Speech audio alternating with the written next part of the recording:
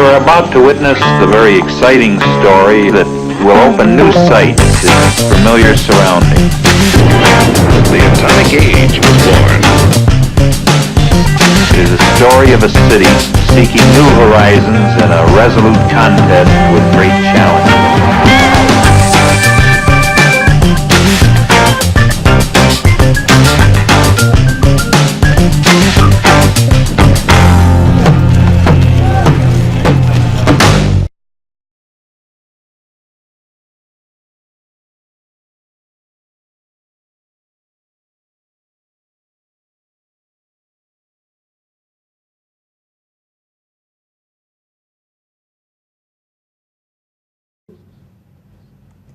Welcome to Green Time. I'm host Don Fitz. This episode we're going to be talking about a deeper look at medical marijuana. And with me I have a couple of guests who have really thought about this issue a lot. I have James McNeely. James, you're head of the St. Louis area NORML. Am I correct? I am a director at Greater St. Louis. You're a director of Greater St. Louis NORML. There are several of us. Okay, and it's a national organization for the reform of marijuana laws. Correct. Okay, and Mark Clifton, you own a shop which is called the No Smoke Shop, is that correct? Vapor store. Okay, a vapor store, and so that's, you know, it's people don't buy products to smoke, they can get vapors there. Okay, well let's get right into the issue of medical marijuana. Now, James, you've told me some that there's an absence of laws protecting people who get marijuana for medical reasons in Missouri, and that can really affect things like glaucoma and chronic pain. Do you know people who've had glaucoma and chronic pain who have been helped by having marijuana? Well, I know I have glaucoma, and my obstetrician said that I could do the same thing that he does with the drops with cannabis or marijuana. And he said the only difference is that I have to stay high all the time. And I said, what's wrong with that? Okay, so marijuana can help with glaucoma. He claimed, yeah, it'd be exactly the same as the drops. Okay, and it's probably a lot cheaper to grow marijuana. Correct. And to smoke it than it is to go get the drops. What about glaucoma? I'm sorry, what about chronic pain? Do you know chronic people who pain, I know people that have chronic pain, and most of them are refugees now in a state where it is legally available for them, because the worst thing about using cannabis in a prohibition state is the fact that you go to jail if you get caught. You go to these other states that have already passed laws that allow it. People stop going to jail. They feel a lot better right there. But their pain is weakened, already lessened, because now they have that lifted off of them, that they don't have to look over their shoulder, straighten their neck. All that stuff is just much better.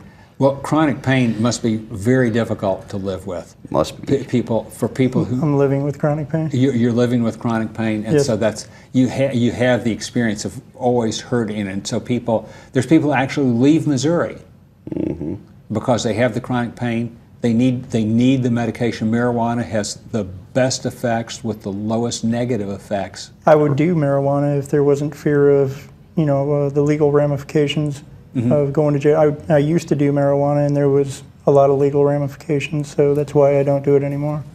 Well, yeah, and so a lot of people who make that choice then have to go with something which may be a more powerful pain drug, which you don't really need. I don't want to do it. Yeah, but you don't want to go to jail. Right. And so that people are left with a really difficult choice. Now, what about cancer? People have said that marijuana can have really positive effects on cancer. What's your experience with that, Jim? Well, I think you're going to show a clip of a movie that says, what if cannabis could cure cancer? Okay, well... But the key is, what we're sure that cannabis does is that it will increase your appetite and allow you to rest at night. Both of things that chemotherapy robs you of. That you cannot eat, can't hold anything down. Oh, okay, so if people with chemotherapy don't... Correct. And of course with cannabis, I mean, when first knew about marijuana back in the 60s, people said, well, when you smoke weed, you get the munchies. There you go. and so food tastes really good to people, and so Correct. that counteracts some of the negative effects of chemotherapy, Right. and you're not likely to have that wasting of your body weight going down, Right. or might not go down as much. Helps with the nausea as well as the pain of eating when you have the cancer recovery. Okay, so if people are recovering from cancer and they feel the nausea from the chemotherapy, the marijuana might not necessarily cure the cancer and make the cancer cells disappear, but marijuana might deal with the negative effects of some of the negative effects of chemotherapy, and then really help people. There has been research in Israel where they have proven that cannabis does reduce tumor size. It can produce. It does kill cancer cells. Okay. And it leaves healthy cells alone. The body is regulated by the cannabinoid system, which cannabis is the natural substitute for what the body is supposed to be producing itself. Okay. What about hospice? Are there people? Hospice is for people who expect to die in a specified period of time, and are people allowed to smoke marijuana in Missouri if they basically know they're going to die and they want to have their last few months in peace? They're breaking the law in Missouri. They're not breaking the law in Colorado. They're not breaking the law in Washington or Oregon or Alaska. But here in Missouri, yes, they are breaking the law. What is the law going to do to them? It's like, have you ever known a guy to go to trial for killing himself? It's against the law, too, to kill yourself. But has anybody ever gone to trial that did it? So people might not be arrested for smoking marijuana. But they are breaking the law. No, but they are, and so if they have a sudden recovery, they could go to jail. That's a distinct possibility. Okay, now let's think about the effects of marijuana versus the effects of alcohol.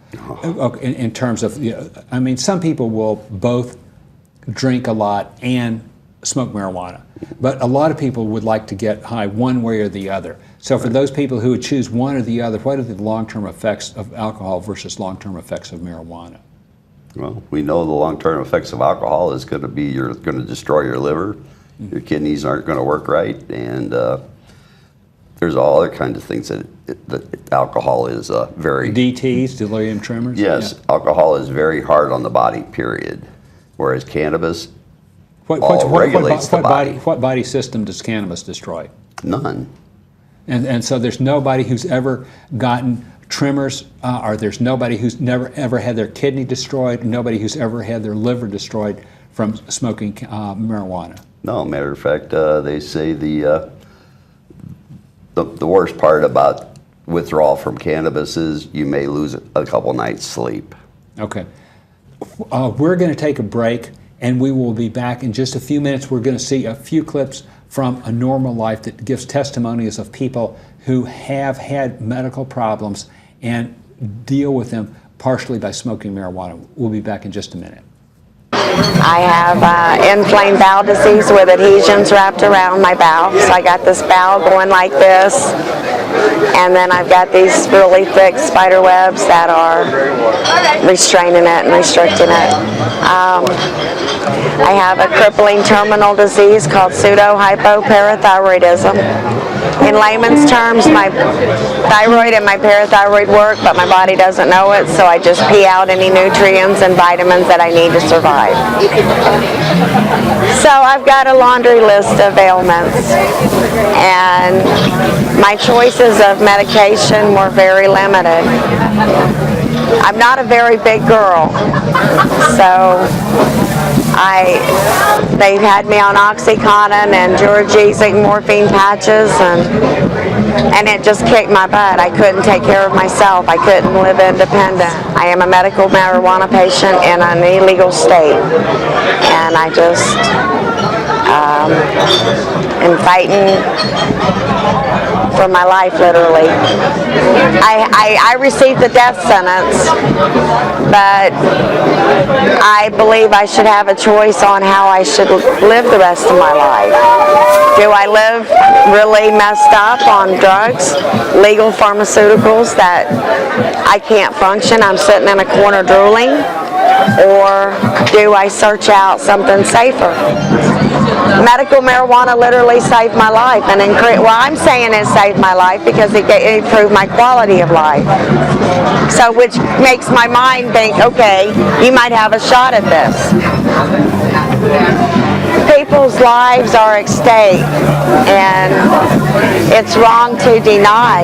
And when law enforcement are wasting tax dollars, kicking in doors, shooting animals in front of children over a little bit of marijuana, which has never killed anyone, there's something wrong. Talk to your friends and neighbors, because your voice will make a difference. One voice at a time. Change one mind at a time. So respect the herb. Respect the medicine, because it really is a medicine. Come on, let's give it up for Tanya here. Since 1990, the Gateway Green Alliance has worked on environmental and social justice campaigns in St. Louis. The Gateway Greens are activists to speak at Black and Green Wednesday programs, the annual Pesto Feast, Martin Luther King Day, May Day, and Kwanzaa celebrations. The Gateway Green Alliance is best known for opposing genetically contaminated foods. We invite activists and scholars from around the world to participate in safe food action and bring their creative art. We need your support to keep going. Please send your $60 membership check or your $30 low-income check. Best of all, come to a Black and Green Wednesday program, 7:30 p.m. on the first Wednesday of the month at Legacy Books and Cafe. I would feel terrible if Donald Trump gets elected, and terrible if Hillary Clinton gets elected. Donald Trump says despicable things, but Hillary Clinton has a terrifying track record. Catastrophic wars, helping destroy the social safety net, creating mass incarceration, and supporting deportations. The answer to Donald Trump is a revolutionary agenda that will end the economic misery. A Green New Deal will create 20 million jobs, halt climate change, and make wars for oil obsolete. We can cancel student debt, make healthcare and college free, create a welcoming path to citizenship, and end systemic racism. It's time to reject the lesser evil and fight for the greater good, like our lives depend on it, because they do. I'm Dr. Jill Stein. I approve this message. Welcome back to Green Time. I'm host Don Fitz. This episode, we are looking at a deeper look at medical marijuana. And with me, I have a couple of guests who have thought a lot about this. I have Mark Clifton, who owns the No Smoke Shop, and I have James McNeely, who is one of the directors of St. Louis Normal. Now, Mark, what is the No Smoke Shop, and that's an interesting name. What does that mean? Well, thank you. It's a vapor store. Mm-hmm. Basically, I'm not opposed to, but I wanted to get away from smoking anything, that requires a flame. So I started the vapor store in order to promote a healthy alternative. Okay. A healthier alternative. Okay. And so what can people get at your store? What can they buy? All vapor products are available, as well as vapor products for the use of dry herbal products. My experience is that if you can do away with the tar, you get all the healthy benefits of everything else without the tar, which makes me cough. I do have the glass as well as that for the herbal products, but mostly just I'm mostly involved in vaping and vaping accessories. Okay, so if somebody wanted to take a herb and they wanted to use the vapors without smoking it, then that's what they could do. Right.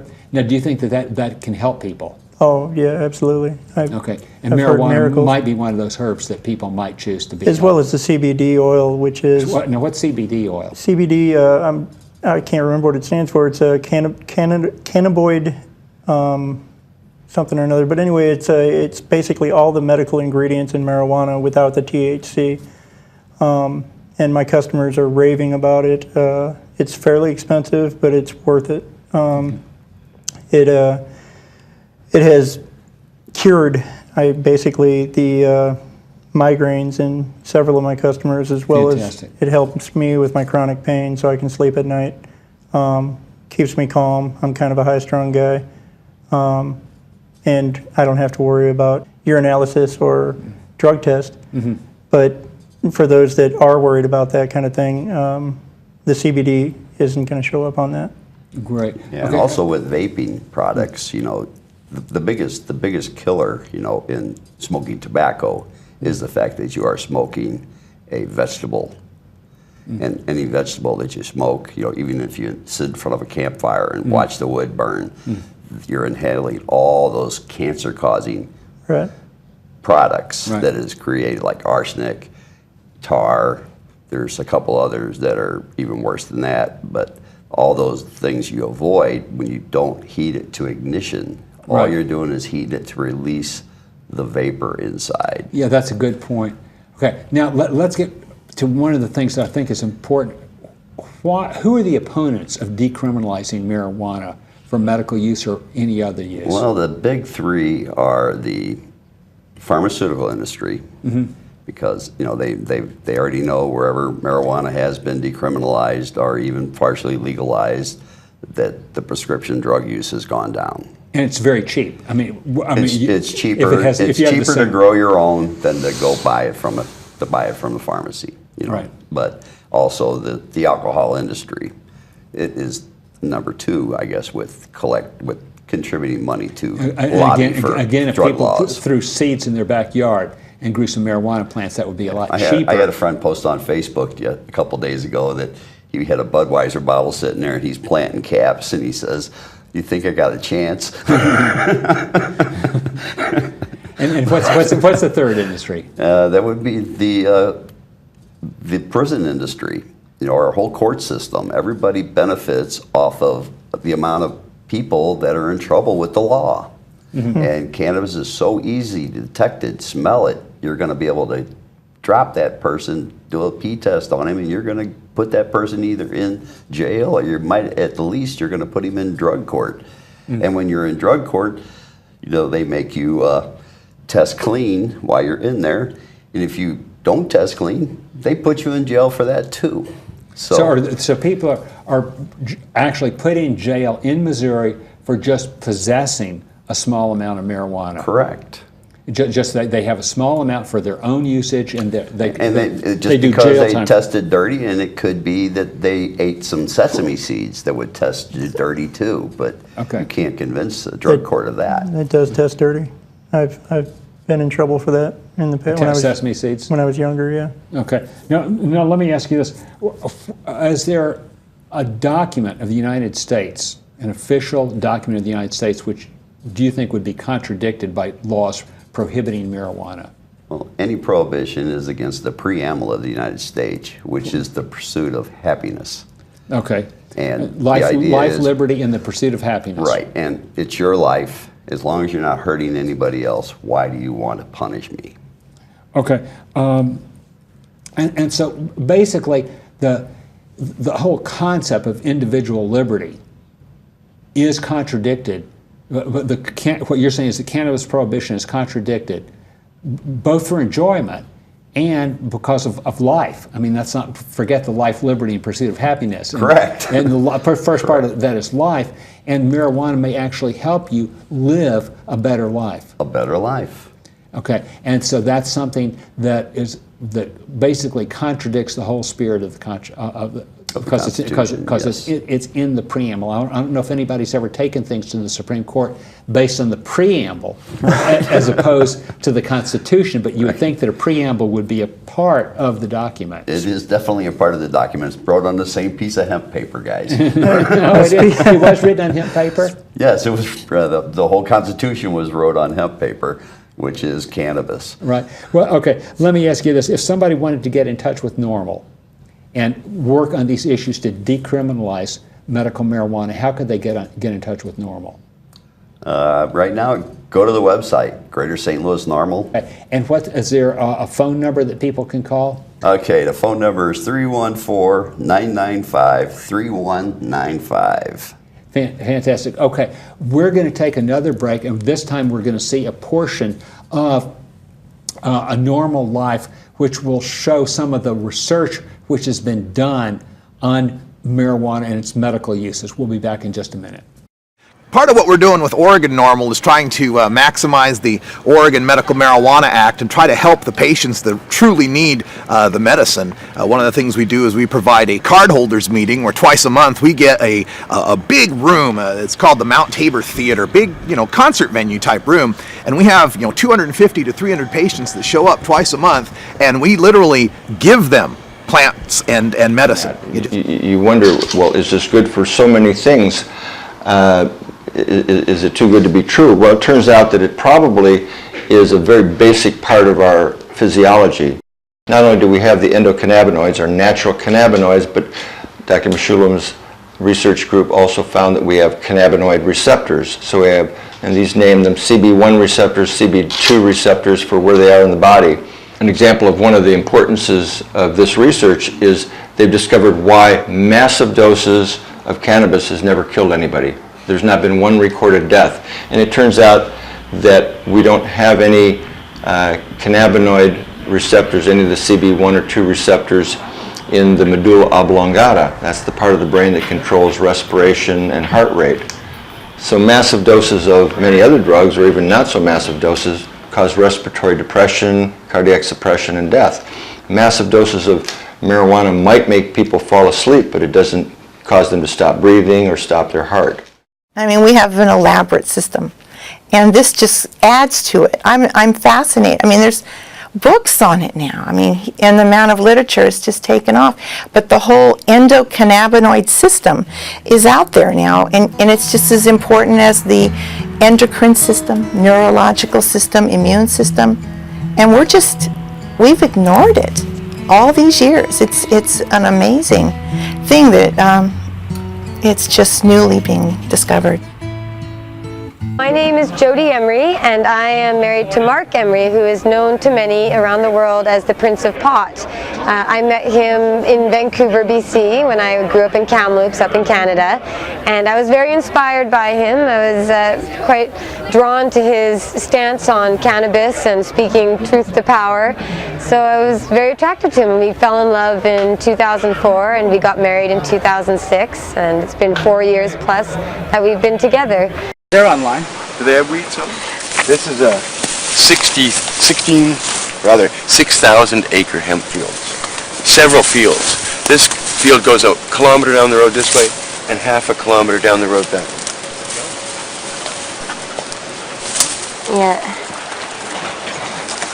Here. Seals and ducks out there.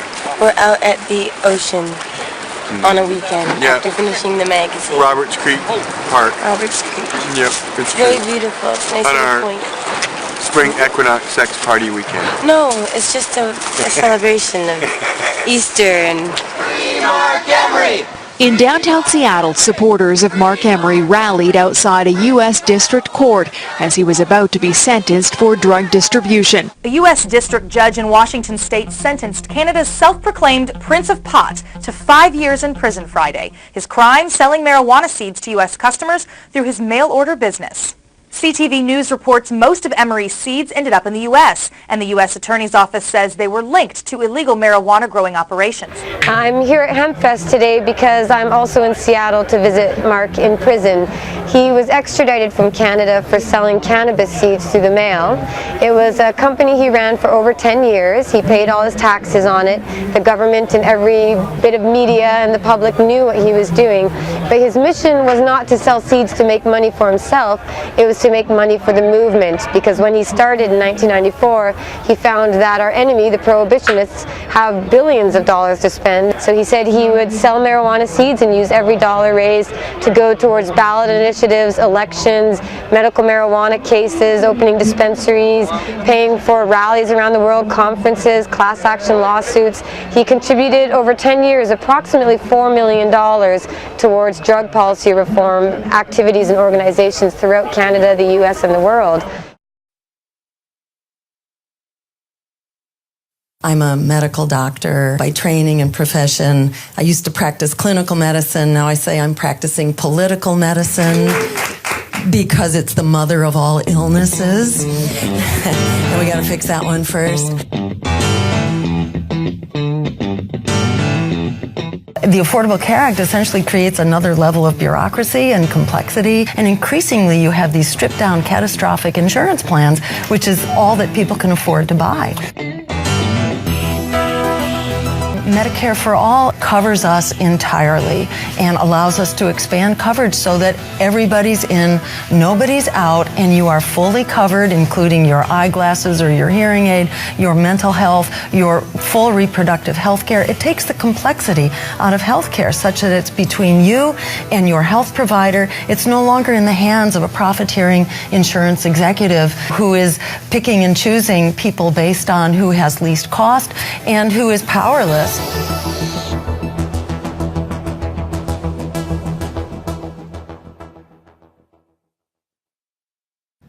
Welcome back to Green Time. I'm host Don Fitz. With me, I have a couple of people to discuss a deeper look at medical marijuana. I have James McNeely and I have Mark Clifton. Mark, tell me, is there anything that you would like, from the owner of a business, is there anything that we haven't covered so far that you would like to mention? Well, jump in, James. I just wanted to talk about the idea that, in Colorado they legalized marijuana and they're prospering. I mean, the whole state has benefited from the legalization of marijuana, and it's evident. I mean, there's people leaving here to go there. Missouri, which is not doing so well, as James was talking about earlier, there's closed warehouses, vacant warehouses all over the place. Well, that could be used to grow marijuana, not to mention the business perspective. I mean, there's millions and millions, maybe billions and billions of dollars to be made in marijuana. I'm sure that the state would be able to benefit from heavy taxation on it, and it would still probably be more beneficial and safer than getting it off the black market. Right. And so, of course, then people would have a choice between growing their own, right, or, of course, some of the products like the oils that people use, you're not going to process that yourself. Well, people do. It all depends. You can process it yourself. You can't make the quantities that actually make money off of it, but you save money by doing it yourself. So okay, so it would be a little bit cheaper. Yeah, one of the things which I've often thought about with marijuana, especially since I've been reading about it, is that it seems that humans and marijuana have co-evolved, much the same as because there's cannabinoid receptors in the brain. Correct. People are responsive to it, and just like dogs and cats and many plants evolved with humans. Correct. I want to thank both James McNeely and Mark Clifton for participating in the discussion. I want to thank all the viewers for looking at this episode, and I hope you tune in same time next week.